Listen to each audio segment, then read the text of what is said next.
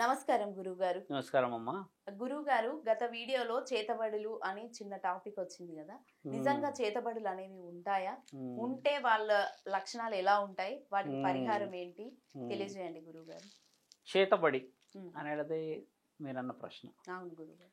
చేతబడిని కొంచెం వివరిద్దాం మనం. చేతబడి అంటే అమ్మా, ముఖ్యంగా చెప్పాలి అని అంటే ఇప్పుడు కలియుగంలో అత్యంత ప్రభావితం చెందుతున్న బడి అది చేతబడి. ఇప్పుడు మనం చదువుకుంటున్న బడి ఉంది కదమ్మా, విద్య బుద్ధులు నేర్పించే బడి, అందులో కూడా లేదు. చేతబడి అనేది చేతుల ద్వారా ఒక వస్తువులని, అంటే యాంత్రిక శక్తులని, క్షుద్ర శక్తులని ప్రయోగించి ఒక వ్యక్తిని ప్రేరేపణ, అంటే ఉదాహరణకి నేనున్నాను శివరుద్ర. శివరుద్ర యొక్క బలహీనతలు ఎవరు అనేది మనకి తెలిసిన వ్యక్తి వెళ్ళి చెప్పి, ముఖ్యంగా చేతబడి ఎవరిపైన జరుగుతుంది అనేది చెప్తున్నాం. మన రక్త సంబంధీకులు వెళ్ళి చెప్తే కానీ అవతల వ్యక్తి చేతబడి చేయలేడు. చాలా మంది ప్రేక్షకులకు చెప్పాల్సిన విషయం ఏంటంటే, చేతబడి అనేది చేతులతోని కొన్ని క్రియా ప్రక్రియలని ఈ సృష్టికి విరుద్ధంగా చేసి ఆత్మబంధన చేయడమే చేతబడి. ఇప్పుడు ఆత్మబంధనం అనేది ఏమిటి గురువు గారు? ఇప్పుడు మీరు తెలిసి అడిగినా అమ్మ, తెలియకుండా అడిగినా కూడా ఈ చేతబడి గురించి తెలిసిన వాళ్ళకి చెప్తున్నా ఈ విషయం. ఇప్పుడు ఒక వ్యక్తి ఏం చేస్తాడంటే, పైశాచిత్వమైన ఆనందాన్ని, కోడలే అనుకుందాం, కొడుకే అనుకుందాం, లేకపోతే ఇంకెవరైనా అల్లుడే అనుకుందాం, ఎవరు వీళ్ళు ఏం చేస్తారంటే, ఎక్కడైతే రక్తానికి సంబంధించిన అనుసంధానం ఉంటుందో అలాంటి వ్యక్తి మాత్రమే చేయగలడు. ఇంకొక విషయము కొంచెం వైల్డ్గా చెప్పడం అవసరం ఇక్కడ. నీవు ఎవరితోనైనా శారీరకముగా ఉన్న స్త్రీ కూడా చేయగలదు చేతబడి. బాగా గమనించాలి. ఒక స్త్రీతో ఒక పురుషుడు శారీరకంగా ఉన్నాడు అనుకో తల్లి, ఎక్కడో చెన్నైకి పోయో తమిళనాడు పోయో ఏదో కాలక్షేపంగానో ఆవిడతో గడిపాడు అనుకోండి, ఆవిడ 100% ఈయన మీద ప్రయోగం చేసే రైట్స్ ఉంటాయి. ఎందుకు రైట్స్ ఉంటాయంటే, చేతబడి అనేది రక్త సంబంధికులు మాత్రమే చేయగలరు. అలా ఎలా చెప్పగలరు గురువుగారు? ఎవరో ఏదో చేస్తారంటే అమ్మ, ఎక్కడో తమిళనాడులో ఉన్న వారికి ఇక్కడ శివరుద్ర సాధు ఏం తెలుస్తుంది చెప్పు? ఎలా తెలుస్తుంది చెప్పండి? ఇప్పుడు ఛానల్లో నన్ను చూశాడే అనుకుందాం, నన్ను చూసినంత మాత్రాన నా బయోగ్రఫీ తీసేసి నన్ను ఏం చెయ్యనికి రాదు. ఆయన గారికి కొన్ని ఆధారాలు అవసరం పడతాయి. ఆ ఆధారాలు ఇలా స్వీకరించి దాన్ని చేతుల్లో పట్టి ఇలా అని అలా అని కొన్ని చూస్తాం కదా. మీకు ఇంకో విషయం ఏంటంటే, చేతబడిలో వాడేది ఇంకోటి ఏం తెలుసమ్మా, కొంచెం డీప్గా చెప్తాను. ఎముకలు చూస్తారుగా, కొంతమంది చేతిలో ఉంటాయి. ఆ ఎముక ఇదమ్మా, ఇక్కడ నుంచి ఇక్కడికి ఉండేది ఎముక, ఈ ఎముక అది. మనం సినిమాల్లో చూస్తాం ఎక్కువ శాతంగా, ఎముకలు ఇలా పెట్టి అదేదో పూజలు చేస్తుంటారు కదా, ఆ ఎముకలు ఇవి. ఇక్కడ నుంచి ఈ ప్రాంతం ఉన్న ఎముక అది. అలా పెట్టుకొని కొన్ని శక్తులను ఉపయోగించి, కొన్ని ఆయన దగ్గర కొన్ని వస్తువులు ఉంటాయి క్షుద్ర ప్రయోగాలు చేసేటి, అవన్నీ పెట్టి ఏం చేస్తారంటే, నీ బలహీనమైన సమయానికి ఒక ఆత్మ ప్రయోగాన్ని పంపుతారు నీ మీదికి. పంపినప్పుడు ఆ ఆత్మ ఏం చేస్తుందంటే, నీవు రాత్రి పడుకున్నప్పుడు బలహీనంగా ఉన్నావో, లేకపోతే నీవు పూజా పురస్కారాలు ఏమి చేయకుండా అపవిత్రంగా ఉంటావనో, మద్యం సేవించినప్పుడు నువ్వు విచక్షణారహితంగా ఉంటావనో అని కొన్ని బలహీన క్షణాలు చూస్తారు వాళ్ళు. ఇలా చూసిన సమయంలో ఎక్కడైతే నువ్వు అపవిత్రంగా కనబడతావో, ఈయన గారు పంపిన ఆ ప్రయోగం నీ శరీరంలోకి రావడమే చేతబడి. ఎలా తెలుసుకోవచ్చు?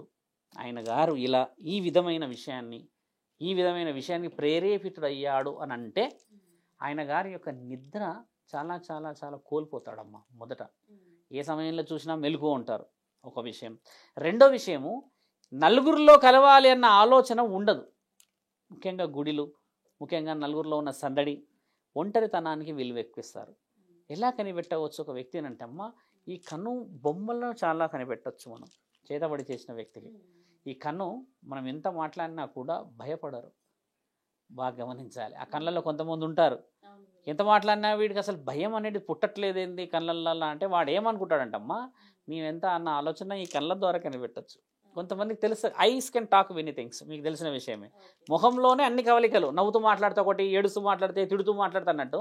ఈ కళ్ళల్లో కొందరికి ఏమైందంటే, ఆ కళ్ళు ఎలా ఉంటాయంటమ్మా, మనిషిని ఏదో భయాందోళనకి గురి చేసేలా కనబడతాడు ఆయన. ఎలా కనబడతాడు, ఏ విధంగా కనబడతాడంటే, నీతో విన్నట్టే వింటాడు, కానీ ఆయన చేయాల్సిన పనులే ఆయన చేసుకుంటాడు. నైట్ పడుకున్నప్పుడు, ఏదైతే నిద్రావస్థలో మనం పడుకుంటామో తల్లి, ఆ సమయంలో ఆయన గారికి చాలా తొందరగా నిద్ర పట్టి రాత్రి ఏం జరిగిందో తెలియదు. అంటే ఎలా, అందరికీ తెలియదు. నాకు కూడా పడుకుంటే రాత్రి నిద్రలో ఏం జరిగిందో తెలియదు కదా. కొంతమందికి లేవగానే ఒక స్త్రీ ఉందనుకుందామమ్మా, ఒక పురుషుడు ఉన్నాడు అనుకుందాం. ఒక పురుషుడు ఒక స్త్రీ ఇద్దరు తలబడితే, లేదా ఒక ఇద్దరు పురుషులు తలబడితే ఇవి కొంచెం ఇవన్నీ నొప్పిలేసినట్టుగా కానీ ఇవన్నీ ఈపులో పట్టినట్టు అవుతుంది కదా, అలా అయిన వ్యక్తికి ప్రయోగం జరిగిందని కనిపెట్టవచ్చు. ఎలా జరుగుతుందంటే ఒక ఆత్మ ఇక్కడ గుండెల పైన కూర్చోగలదు తల్లి. కొంతమంది అంటారు కదా, ఎవరో కూర్చున్నట్టు అయ్యింది, బరువు, ఊపిరి ఊపిరి ఊపిరి, ఆ తర్వాత నేను గట్టిగా ఓం నమ శివాయ అన్న తర్వాత వెళ్ళిపోయిందని అంటారు. ఆ తర్వాత నేను ఏదో దేవుడు వచ్చి నన్ను ఎవరో కాపాడారు, పెద్ద మనిషి వచ్చిండు నన్ను తీసుకెళ్ళిండు అని ఇట్లా కొన్ని చెప్తారు కదా. ఇవి వాస్తవానికి ఇవి నిజమైన వాస్తవాలు. ఎందుకంటే ఒక ఆత్మ ప్రయోగం ఏం చేస్తుందంటే దాన్ని బరువు చూపించడానికని నిన్ను బలహీనపరిచే సమయాలు ఉపయోగిస్తుంటుంది. వీటి నుంచి పరిహారం ఏమిటి, అసలు ఎందుకు ఇలా జరుగుతుందనంటమ్మా, ఎక్కడైతే నీ కులదైవాన్ని ఇలవెల్పులని నువ్వు పూజిస్తావో, ఎక్కడైతే నీ యొక్క స్థితిగతులని పరమాత్ముడితో కలుపుతావో, దీపం అంటే అఖండ జ్యోతి పెట్టుకోవడం ఇంట్లో, ఆ ధూప దీప నైవేద్యాలు పువ్వులు అలంకరించి ఆ పూజ గది సంబంధించిన ఎక్కడైతే శుభ్రత పెట్టి నీ మనస్సును ప్రశాంతంగా పెట్టి ఒక ఆదినాన్ని నీ శరీరానికి అప్పచెప్తావమ్మా, అలాంటి వ్యక్తులకు జరగవు ఇవి. మీరు ముమ్మటికి గమనించండి. అక్రమమైన ఆలోచనలు కొందరి ఉంటాయి. ఎలాంటి అంటే వ్యాపారంలో నమ్మిన వాడిని మోసం చేయడాలు, నమ్మిన అమ్మాయిని మోసం చేయడమో, నమ్మిన వాళ్ళని మోసం చేయడమో, మన ఇంటికి వచ్చి మనతో పాటే ఉన్నవాడు మనకు వెన్నుపోటు పడనమ్మా, అలాంటి వ్యక్తుల మీదే జరుగుతాయి ఇవి. కానీ దేవుడు ప్రశాంతంగా ఉండి దేవుడి గురించే ప్రశాంతంగా ఆలోచించే వ్యక్తులకు జరగవు. మీరు అడిగింది చేతబడి ఇనీషియల్ స్టేజ్ మాత్రమే నేను చెప్పింది. దాంట్లో బాణామతి, మోహిని, డాకిని, షాకిని, శంకిని, ఇందులో కాశ్మోరా ప్రయోగం వరకు ఉన్నది, బగలాముఖి వరకు ఉంటుంది. ఇందులో ఏంటంటామో ఇవన్నీ డిగ్రీస్, ఒక్కొక్క వ్యక్తికి ఒక్కొక్క బలం. ఇప్పుడు సాధువులం మనం 1200 రుద్రాక్షలు నేను వేసుకుని 1100 వేసుకున్నాను రుద్రాక్షలు కదా, నన్ను దెబ్బ కొట్టాలంటే అవతల వ్యక్తి కూడా బరువుతో ఉండాలన్నమాట. అదే సామాన్యమైన వ్యక్తిని కొట్టాలనుకో దెబ్బ, అది చిన్న విషయం. సేమ్ యాజ్ ఇట్ ఈజ్ మన హ్యూమన్ బీయింగ్లు ఎలా ఉంటాయమ్మా, బలహీనుడితో ఎలా మాట్లాడతాము, అలాగా ఆత్మబలం కూడా ఎవరిదైతే పరిపూర్ణ స్థితిలో ఉంటుందో వాళ్ళని కొట్టడానికి కూడా చేసే ప్రయోగాల్లో వీళ్ళు ఒక్కొక్క స్థాయిలో ఒకరు ఉంటారు. అసలు బాణామతి ఎవరు, ఆవిడ తీవ్రమైన కామ కోరికలో ఉండే వ్యక్తి. ఆవిడ ఎవరైనా పట్టిందంటే ఆ మనిషి చనిపోయేంత వరకు వదలదు. మోహిని ఎవరు, పట్టిందంటే కామం మొత్తం, జీవితం మొత్తం. వీళ్ళు కామం ఎవరితో చేస్తారు బాగా గమనించాలి. ఒక ఆత్మని ఇంకొక ఆత్మని ప్రేరేపించగలదు. ఎలా ప్రేరేపించగలదు, దాని ఉద్దేశం ఏది, శరీరం తృప్తి కోసం కావాలి కదమ్మా. ఒక శరీరం లేనిది నీకు దెబ్బ స్పష్టత రాదు. ఆత్మను కొట్టామనుకోండి నీకు నొప్పి తెలీదు, కానీ ఈ ఆత్మని వేరే శరీరం మీదకి ప్రయోగించగలగడం అనేది మీరన్న క్షుద్ర ప్రయోగం.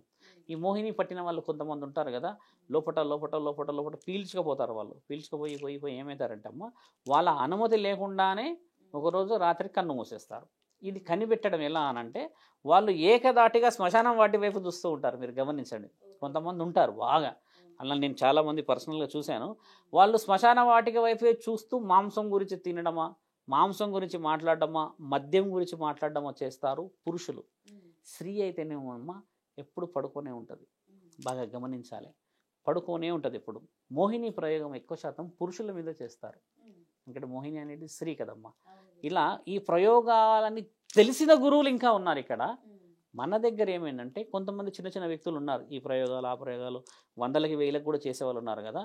అలాంటి వాళ్ళు ఏం చేస్తారంటమ్మా, పరిపూర్ణ స్థితి లేని ఆత్మలు ఉంటాయి. అంటే నీకు 70 సంవత్సరాల వయసు ఉన్నవాడివి 35 ఏళ్ళకి సూసైడ్ చేసుకుంటే అమ్మా, ఆ 35 సంవత్సరాలు మిగతాయి నీ ఆత్మ పరమాత్ముని చేరదు. దిక్కు తోచని స్థితిలో నీ ఇంటికి నా ఇంటికి నీ స్నేహితుల చుట్టూ తిరుగుతూ ఉంటుంది. అలాంటి వాళ్ళని పట్టుకోవడమే క్షుద్ర ప్రయోగంలో మొదటి స్థానం వాళ్ళది. అలాంటి వాళ్ళని పట్టుకుంటారు. వాళ్ళు పట్టుకొని ఏం చేస్తారు, ఎలా చేస్తారంటే నేను గతంలో కూడా చెప్పా, వేరే వాళ్ళ మీద నీకు ఈ బలహీనతలు ఉన్నాయి, నేను వీళ్ళందరినీ కాపాడుతాను, నేను వీళ్ళకి ఈ విధమైన న్యాయం చేస్తానని చెప్పేసి మాటలతో వాళ్ళని, అప్పుడు ఆ మైండ్ ఫస్ట్ వర్డ్ వీళ్ళదే ఉంటుంది అనమాట వినేటిది. ఆత్మ ఏంటంటే చాలా సూక్ష్మం, అంటే చాలా మైక్రో లెవెల్లో ఉంటుంది. దాన్ని ఎందులోకైనా ప్రయోగించడానికని ఈయన గారు కొన్ని బలహీనతలు పెట్టి కొన్ని ఆంక్షలు విధిస్తాడు దానికి.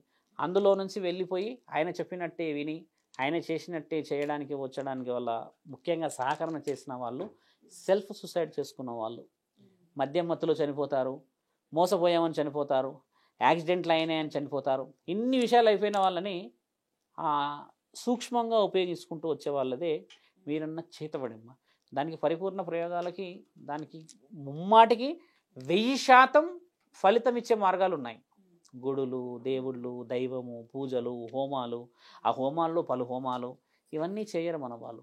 ఈయన మీద దయ్యం పడితే ఈయన ఈ దయ్యాన్ని తీసి ఇంకొక ఆయన మీద వదిలిపెట్టొస్తాడు, అంతేగాని పరిపూర్ణమైన స్థితికి రారు. ఎప్పుడైనా గుర్తుపెట్టుకోమ్మా, దేవుణ్ణి నమ్మినంతగా మనము ఈ దయ్యాలు భూతాలు, ఇప్పుడు మీరన్న ఈ ప్రయోగాలు ఉంటాయి కదమ్మా, దేవుడిని అసలు నమ్మకుండా వాళ్ళనే 90% నమ్ముతున్నారు. అలాంటి వాళ్ళ మీద ఈ ఎఫెక్ట్ ఉంటుంది, బాగా గమనించుకోండి. ఎడ్యుకేటెడ్ మీద ఎందుకు ఉండవు ఇలాంటివన్నీ? బాగా గమనించాలి. Very well known settled person, financial persons దగ్గర ఎందుకు ఉండవు? వెరీ వెల్ అండ్ ఎక్స్ప్లెయినర్ దగ్గర ఎందుకు ఉండవు? ఎవరి దగ్గర ఉంటాయనంటే ఎవరైతే పెకిలించి చూస్తారో అలాంటి వాళ్ళ దగ్గరికి వెళ్తాయి. నిన్ను నువ్వు సెక్యూర్ చేసుకోమని చెప్పి దేవాది దేవతలు, ముక్కోటి దేవతలను ఇచ్చారు మన ఇంటికి. మన దేవుడిని పూజించముగా, తల్లి కాళ్ళు మొక్కుతామా? మనం కాళ్ళే మొక్కం. ప్రత్యక్ష దేవత ఆవిడే ఉంది. ఆవిడ కాళ్ళు మొక్కినా చాలు, దేవాది దేవతల దాకా పోవాల్సిన అవసరం లేదు. అలాంటి వాళ్ళ మీద చేతబడిందమ్మా, అన్ని బడులు కావాలి, ధర్మం కాపాడబడాలి తల్లి. అదమ్మా వివరణ. చాలా చక్కగా వివరించారు గురువు గారు. ధన్యవాదాలు. నమస్కారం అమ్మా.